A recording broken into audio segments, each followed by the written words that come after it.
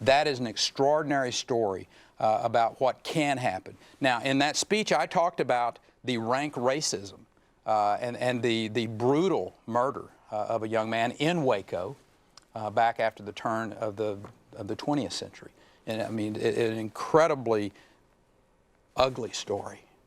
And we have to face up to that as a people. And we have to understand that Barry Goldwater in 1964 was against the Civil Rights Act, and our party got painted, and rightfully, as being against civil rights. And we have to stand up and say, we were wrong, but here's what we've done. And my state's a great example of it when we talk about African Americans having the highest high school graduation rates in America.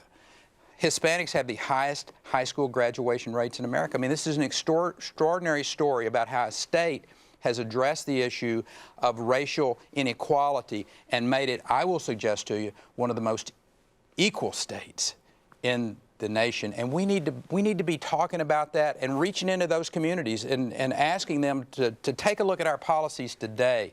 The freedom that we give you to keep more of what you work for, the freedom to live in a place where your children can graduate from high school. It's the most powerful thing that we can give them. All right, we are going to come up against a heartbreak in a minute, but Greg, you get one in here? Yeah, both of my parents were Democrats who then voted for Reagan because Reagan was able to sell conservatism. So were mine. Yeah, but he was able to sell conservatism to people that had never really thought about it before.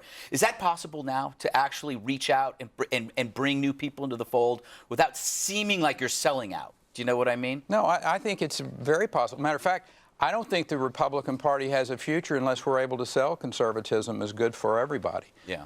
And that's our story, and I think that's the one that we need to do a really good job of sharing with them economically.